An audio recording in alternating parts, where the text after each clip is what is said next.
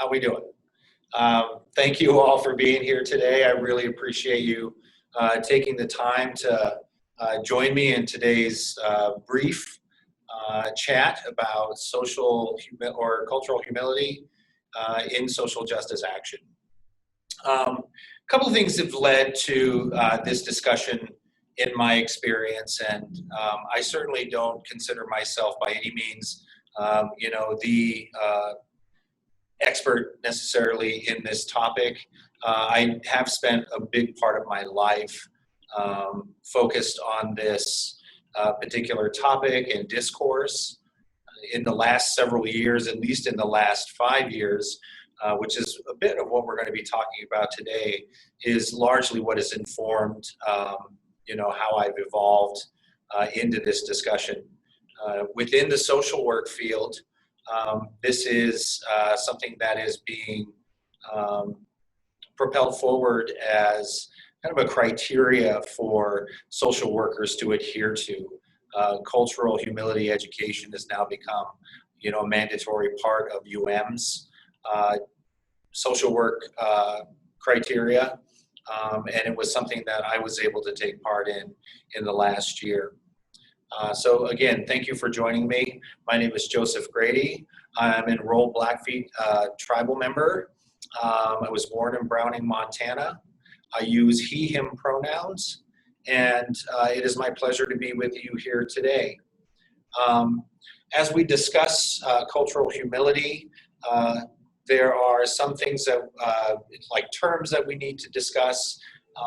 There are also going to be some examples of where I've actually seen some of this practice, and where I've seen it not practiced so much.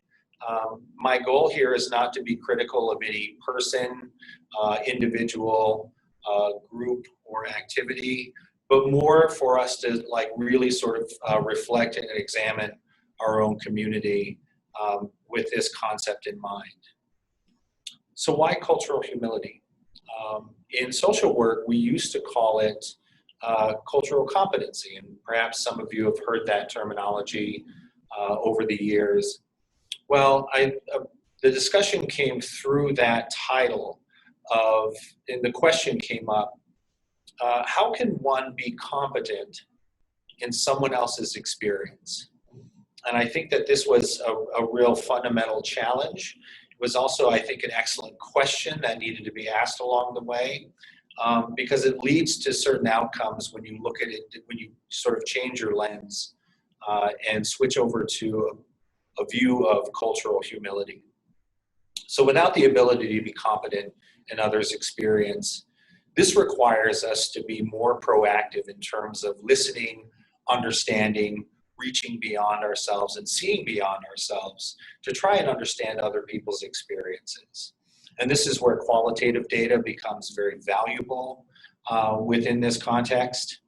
And so over the last few years, at least in the last 5 years, there have been some social justice movements that have cropped up very necessarily from Standing Rock, North Dakota, the camps out Oseti-Saquon, and then also most recently, the BLM rallies that took place here in the Missoula region as another example. So this won't be necessarily a particularly deep dive into these concepts. We're really just going to kind of glaze over things and get kind of a broad perspective on what we're talking about.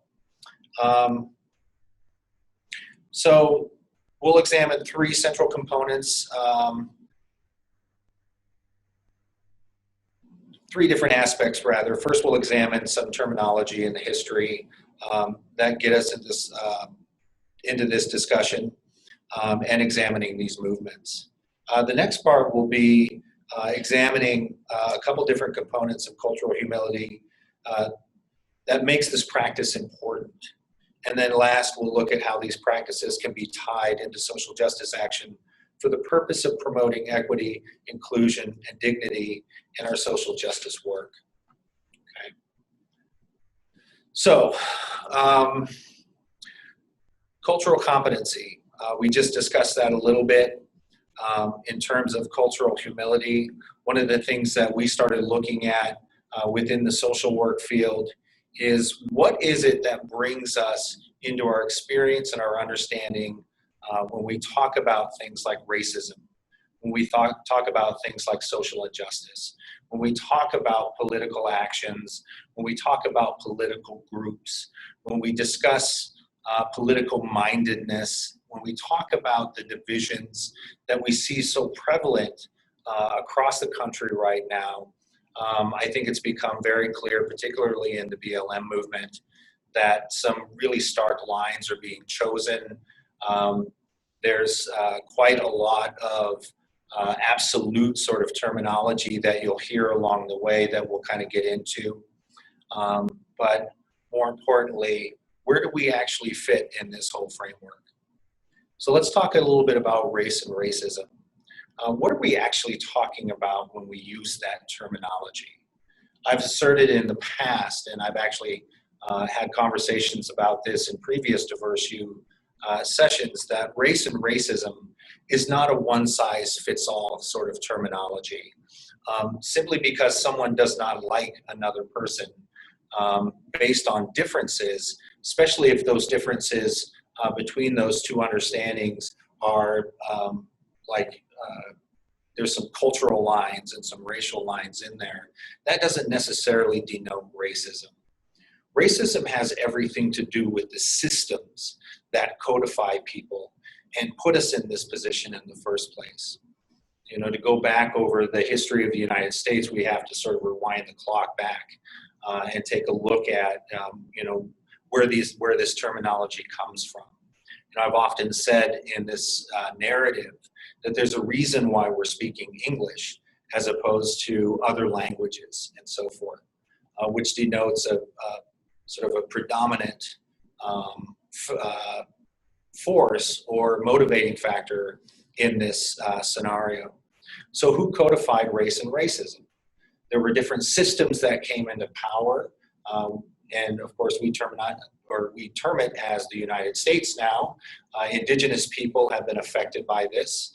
It's something that we as individuals have observed going back to the very beginning of our relationship. And the concept of race and racism is really disempowering people so that the power systems have the ability to maintain what they would refer to as control, or at least some sort of governance, empowerment, etc. All right. And so when you hear people utilizing the term race or racism, we have to apply it in a context where it extends out from these power structures. All right. And that's where we start getting into terminology like entitlement, privilege, and other types of words. Colonialism, assimilation, the prevailing identity of the United States is a big part of this. And to this point, indigenous peoples, and just as an example, have been one group within this country as a race paradigm that has been forced to meet this identity 100% of the way. There's a reason why I'm dressed the way I am today. There's a reason why I'm speaking the way that I do today. There's a reason why the education that I am possessed of is exactly how it is, and so forth. This is a result of the effects of this colonialism and so forth, and that is not to render a complaint. It is just simply to sort of state a mere fact. And then how we are affected within that colonialism and assimilation is essentially what we're talking about today. So let's get into some of the components of cultural humility and identifying where we fit as individuals into this conversation, and then how we move on to apply it in the social justice framework. Individuals, people, groups, communities, towns, counties, to states, to nationhood, we're all comprised of a history. Each of us is contained of a story, our own narrative, where we come from, who has influenced our lives, from parents to aunts to uncles to other family members, to the education we receive, to the religions that influence our belief systems, to the books we read, to the television we watch, the films we observe, to our own experience on the street day to day, day in, day out. All right, which means that we go beyond just being two-dimensional characters in a flat world. The story of us is literally who we are. And that essentially is the crux of this, that we are comprised of stories. Each of us has them. We can look over our lives and our own histories to come to the understanding of where our perspectives are based, some of the rules that we govern ourselves by, choices that we make, even to the aspirations and hopes that we hold, as well as some of the opinions and criticisms that we embrace. And we arrive at these places. This to say that no one is born a racist. No one is born with an inherited set of biases. We react to and engage in the world based out of our own understanding and how we've learned to exist in the world and how we interpret others in that space. Factors of privilege and how these lines define us. I'm real quick going to look at the U.S. Census breakdown of Missoula, Montana's own demographics here within our own state. I don't have a screen share or some visual for you. I'm just going to read some of these numbers for you. And I want you to reflect on these numbers a little bit. So in the county of Missoula, Missoula is 91.4% white identity. And those are self-identified characteristics. That actually is how it is reported in the census. Two or more races people claim to be is at about 3.7% of the population. 2.1% of our population is deemed Native American, and of course that's according to the census. 1.8% is regarded as Asian. 0.5% is Black or African American in identity. And then other races that sort of span within that are at about 3%. And then Native Hawaiian or Pacific Islander are at 0.1%. Okay? And so 94% or 91.4% is quite a difference to the 3.7, 2.1, 1.8, 0.5%, 0.3%, and 0.1%. There's a significant difference in those numbers. And so when we start looking at social justice action in our own communities, we have to start sort of looking at these numbers to see exactly who's going to be showing up, who's going to be representing, and why it is that we're even out there to begin with. All right? So let's summarize. 5 years ago, and even beyond that, actually 2013, myself and others here in this community were watching the developments in British Columbia. We're looking at the Unisotan people and their efforts to fight gas pipelines in that region of Canada. They started very small. They were working with political organizations and action groups to take this to the courts and within the system. When those approaches began failing, the next approach was to start looking at how to get in the way, how to prevent, and how to stop. This is something that we actually utilized in our tunnel of oppression, and I believe it was in 2015. We put forward the Unisotan struggle that they were, and the challenges that they were confronting as an example of oppression in Indigenous country. Next, in October of 2016, folks like Tito Ibarra, Dallas Goldtooth, and other Indigenous cultural leaders, both in the media and in community, began arriving and broadcasting updates from the proposed drill platform in Oseti-Sakowin or at Cannonball River in North Dakota. This is when they were working toward a drill platform. At that time, the planned course for that construction went directly through some burial grounds and actually touched on some other sacred sites in that space. And that became sort of the catalyst as part of that fight in terms of why and why not build that pipeline. The other component of that was water protection. That pipeline actually currently today runs underneath that Cannonball River. And that was something that was attempting to be stopped in those actions. By November 4th of that year, we had assembled a delegation, or excuse me, so on September 3rd of that year, the world watched through social media and other media forms as water protectors clashed with construction workers and private security and their guard dogs as bulldozers proceeded with illegal actions to begin tearing up that land. Now, it had already been determined in the court that construction should have been stopped, which showed a very,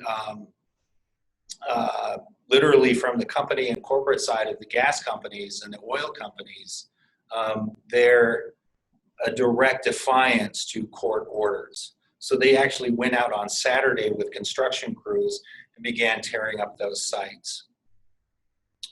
By November 4th of that year, we had assembled, in response to those attacks, we at Missoula or University of Montana had assembled a delegation of mostly non-native students from UM who actively embarked on a trip to Oseti-Sakowin with permission and guidance from organizers and elders at the resistance camps.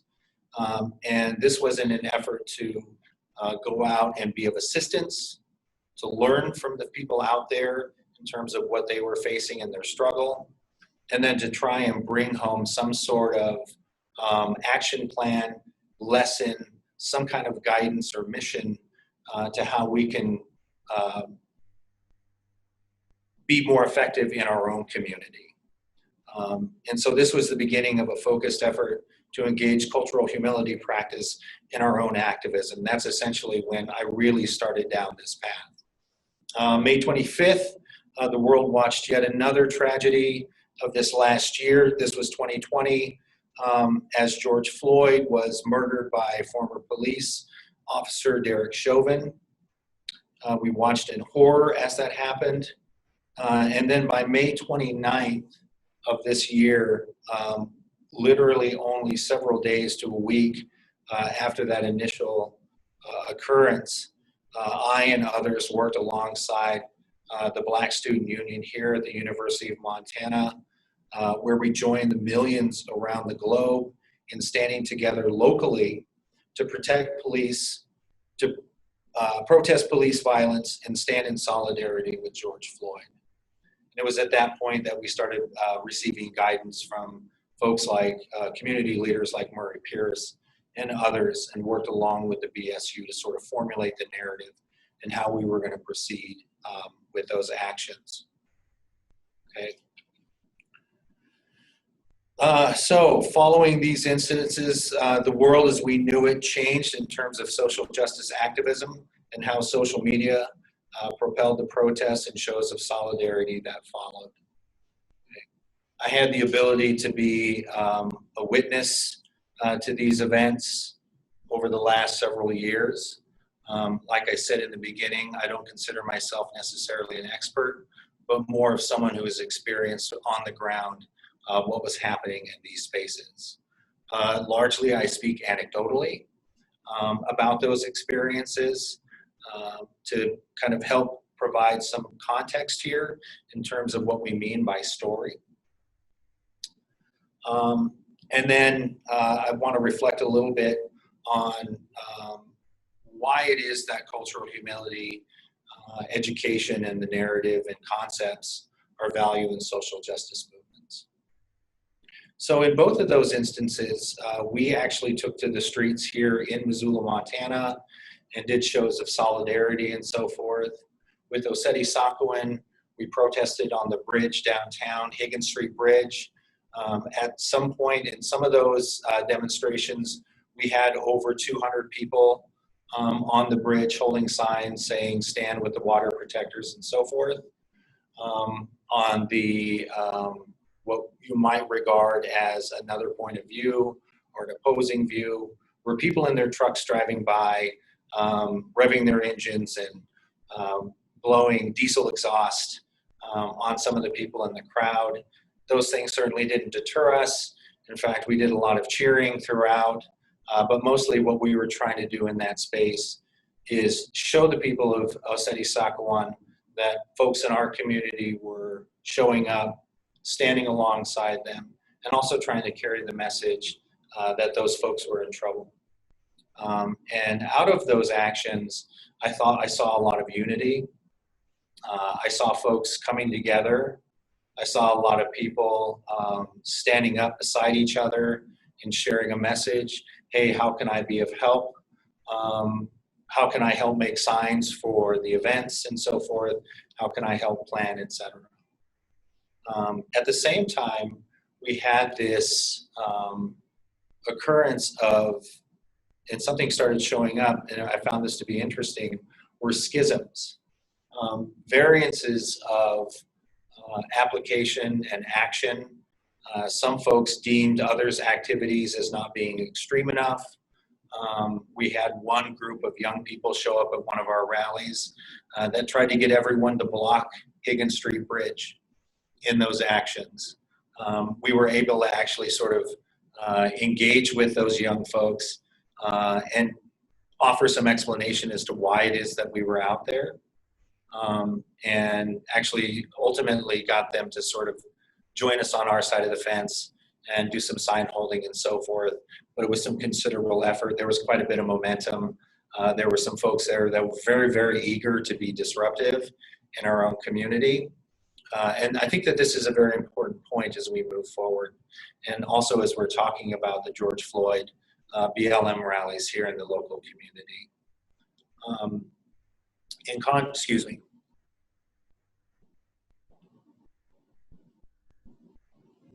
Similarly, in the BLM rallies, we had other groups that were showing up. Folks who were definitely willing to participate, you know, the horn honking and all of that other business, sign holding, and so forth. We felt that this was very important in terms of, you know, showing support for the people of the community where George Floyd lives. And interestingly enough, in all of these rallies, the same demographics that I read to you earlier essentially made up those spaces as well. They translated well. So to the point, schisms also happened in the BLM rally. That was something that we started noticing relatively early on. There were folks vying for leadership positions. There were other people in those spaces that were wanting to kind of help direct and lead. There were calls to be, to kind of stand up against police action. There was also calls and determination to oppose folks who were actually showed up about halfway through those rallies with guns and so forth. That was a very interesting development. It was terrifying for a lot of people, understandably, but it showed some things about us and our understanding of the world we live in and the struggles that we face that I think illustrated some differences between privilege and what it is to actually experience the racism that exists in this world. There was a lot of narrative in those spaces that wanted to derail or at least attack police. There were lots of blanket statements made in those spaces, expletives, all cops are bad, et cetera, et cetera. On the other side as well, from the people who were toting guns, They were screaming at the young people who were out there in that space, leveling complaints that people were there to cause harm, to riot, to loot, to cause property damage, to destroy parts of our community and so forth, even though there was not a shred of evidence that any of that was happening. And largely what I was seeing on that side of the young people who were holding BLM signs were basically kids who wanted to get out and just show their support.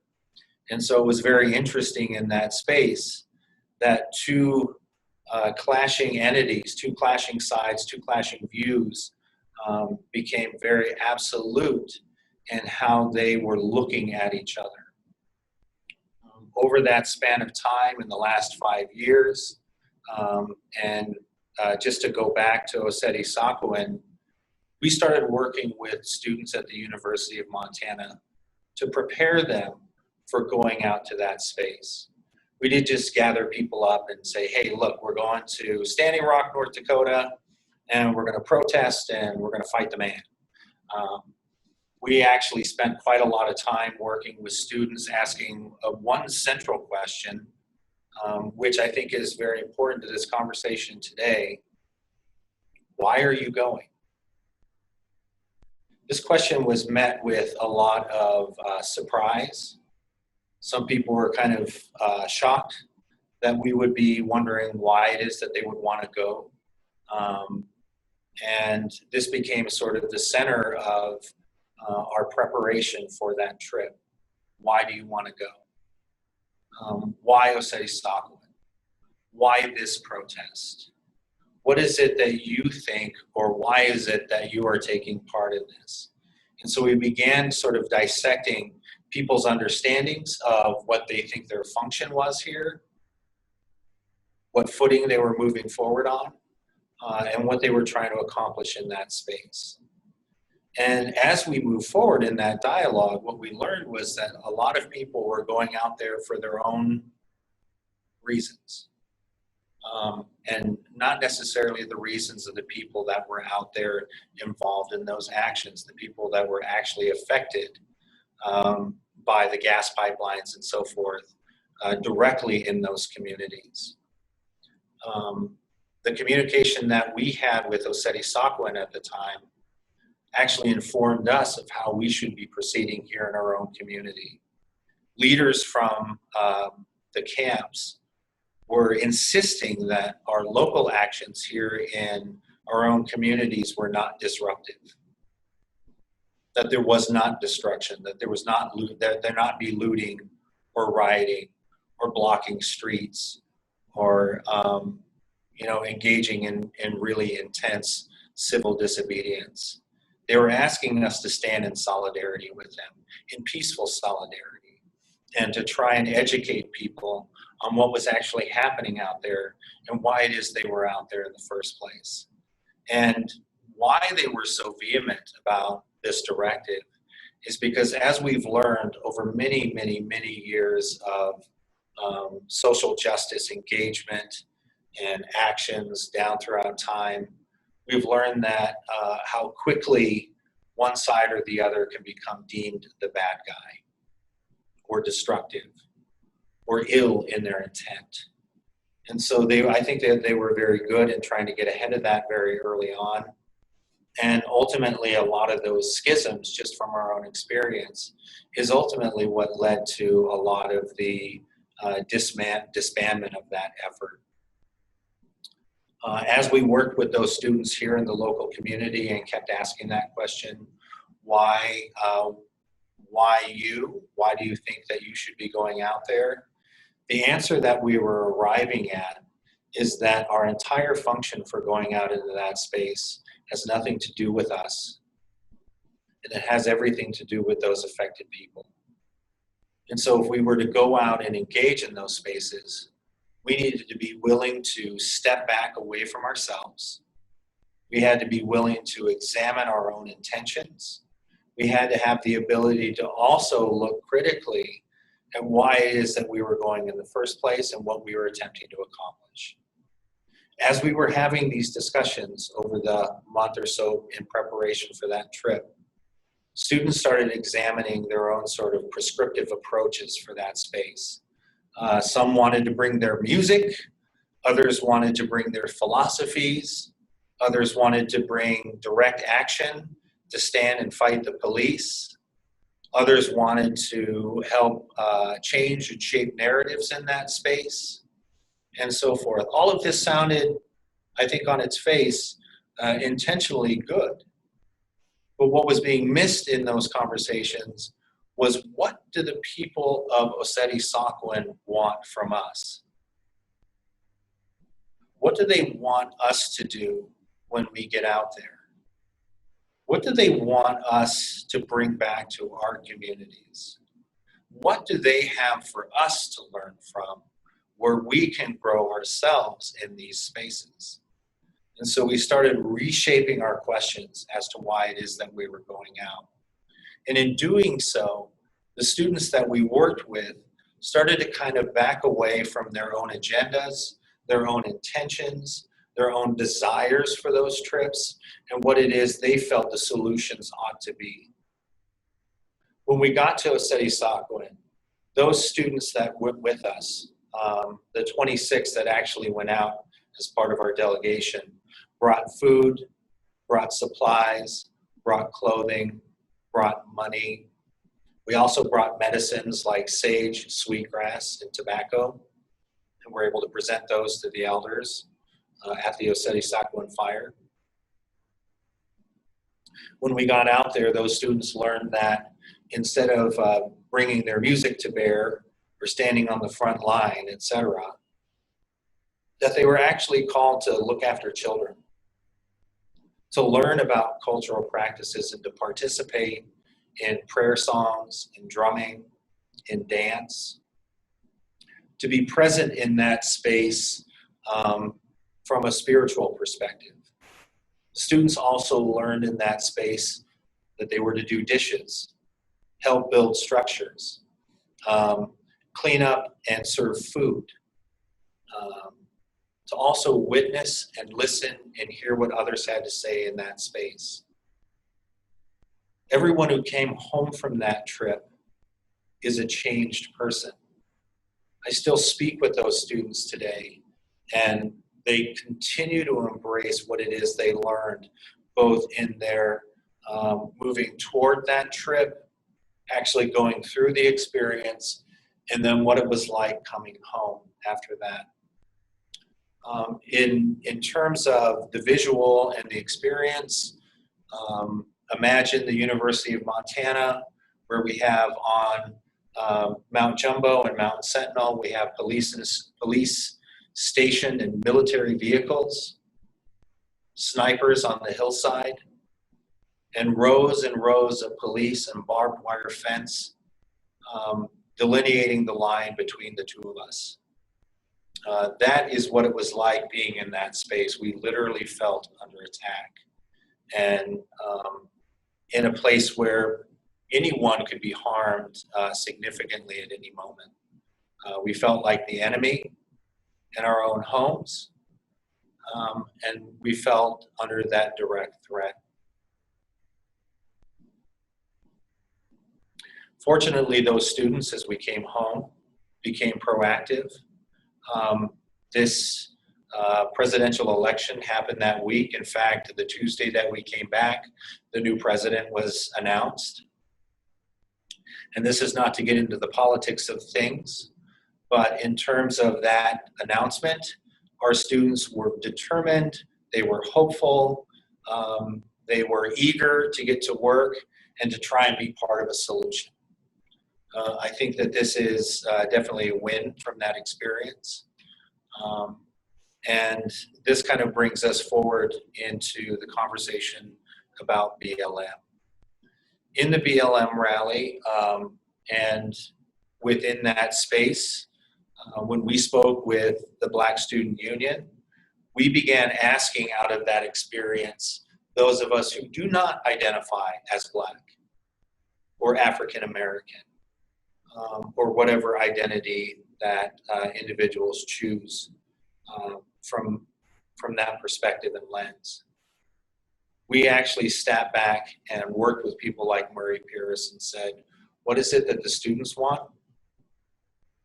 What's the objective? What do you folks want to achieve? And we tried to set ourselves in a place where we became students as well as instruments for their effort. At no point did I want my effort in the BLM rally to be about Indigenous lives, to talk about any of the other very important topics that we're dealing with at the time. Our entire purpose down there was to speak about the movement of Black Lives Matter. As we moved out into that space, we formed the first rally that Friday, wherein Nonzo gave some, I think, some very wise words to the audience. Those who participated got masks. We had social distancing, disinfectant. We did everything we could in that space to be as thoughtful and as careful as possible. And by the time that first Friday rally had ended, we had shared music, we had shared story. Chris Greer had given a really rousing speech identifying some of the tragedies that have befallen people of color in this country, tied up some history and so forth. And then we moved on. We did the sign holding, there were chants and so forth. But by the end of the day, and by the end of that first rally, we were preparing to leave. Folks like Ka'au, who helped lead in those spaces, were making announcements to the crowd that the rally was at an end. For those who were going to choose to stay, to be mindful of the narrative and the directive of peace. Do not engage, do not be confrontational, stand in solidarity, stand together, express love and hope in that space, which was a beautiful message. And it was one I saw people taking hold of immediately. But what I found interesting was we went to leave and a whole bunch of people remained. And then the next day, people showed up. And then the next day, people showed up, holding signs and again standing in that solidarity. By that next Monday, National Public Radio, others were speaking about the nature of the rallies that we were having in places like Bozeman and Missoula. And I thought what was amazing was that the announcements were being made that these were some of the most peaceful rallies across the nation. And that we were kind of setting a standard here in our own state of how we wanted to proceed. Conversations from folks like Murray Pierce and others were identifying, I think, quite quickly that Missoula, Montana is not Philadelphia. We're not Portland. We're not Chicago. We're not other places dealing with exactly the same things. Although some of those factors are present here in our own community and affect certain groups in our community, it simply is not the same. And so that's kind of why we were actually moved to sort of change our directive to be more peaceful, to engage with stands of solidarity as opposed to street marches and blocking traffic and so forth.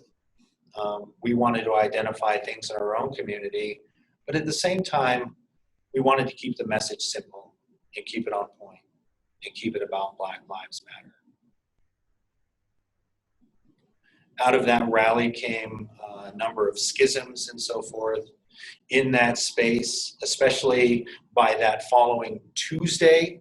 We saw Militia, other local Montanans showing up in that space who may or may not have been militia, I don't know, who were showing up armed to the teeth. They had guns. People were holding AR-15s and had sidearms. People were walking with shotguns and so forth. This voice of opposition sort of sparked up on the other side of the street block in front of the courthouse downtown, where there were Trump signs and there were Confederate flags, which is always kind of a mystery in this space. there were the guns, and then there was a lot of yelling at the young people to get a life, get a job, and so forth. And, you know, this to be expected and so forth. And it came as no surprise to me.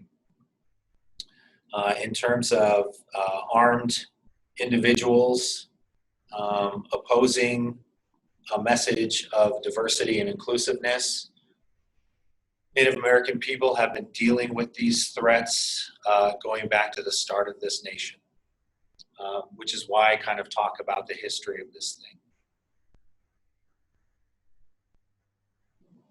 Toward the end of these rallies, tensions had mounted tremendously. Frustrations were being felt in our own community. A young Black leader in that space who was out front in those rallies was being attacked publicly by her own community and by outsiders based on the choices that she was making in that space. This was a 19-year-old girl who sort of rose to the top and became a voice in that space, and I have nothing but respect for that young person. They in themselves, I think, represented in a way that was very dignified, and they also tried to build bridges along the way. They were faulted for many of those efforts, and I heard statements on both sides being made that were codifying and identifying people in one way or the other. So why cultural humility? Why? Why cultural humility?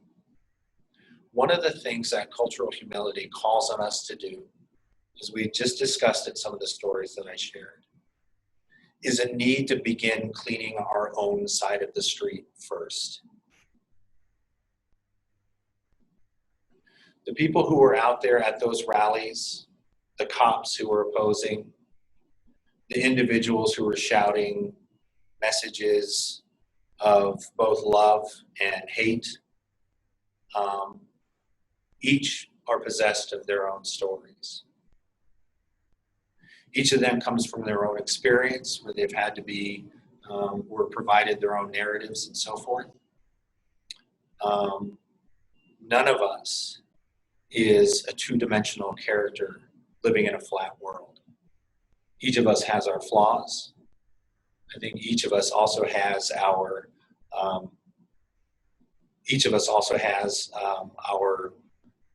flaws and our benefits. And so this said, this is something that I really wanted to kind of draw out from this conversation, is the need for this cultural humility in those spaces, the need for us to identify why it is that we're even going out, to carry message.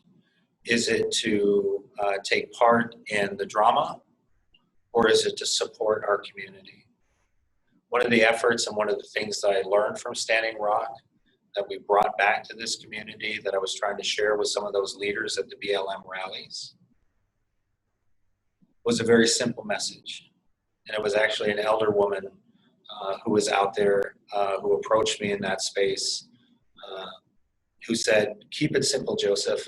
When you go home, the lesson we want you to take to your community is to put away the political rhetoric, to put away the divisiveness, to put away the fear. And what you need to start doing is serving food to your community. Play music. Get your people out together in a park. Share stories, and let your children play together. Once this is accomplished, the political messaging, the challenges of all of that become something more manageable. People become more willing to listen once we're in a space where we are more community-oriented than we are politically divided. This is something that I've used as a guidepost moving forward. And so when I worked with some of those young leaders down at the BLM rally, who oftentimes found themselves isolated, conflicted about some of the choices that they were making, building bridges with some of the people who were carrying AK-47s, AR-15s, shotguns, and sidearms, that we were to try and bring something more out of our community. And that was challenging. Not hating on the police, because those are men and women with their own stories as well. There is no pan identity from any single individual group. We all are comprised of life stories, life experiences, and so forth. And that's what I wanted to share with you today. And that's the reason why understanding this community or cultural humility component is so important. And so I thank you for tuning in today or being part of this discussion. I know that that was a lot of information that was kind of scattered all over the place. The point being is that when we move forward in our social justice work, we need to be mindful of why it is that we're doing what we're doing, welcoming to those who want to participate, and also willing to sort of clean our own sort of sides of the street before we begin criticizing others in those spaces. And more importantly, that hopefully we're able to focus our energy and our time more into building community than fighting with each other. Thank you.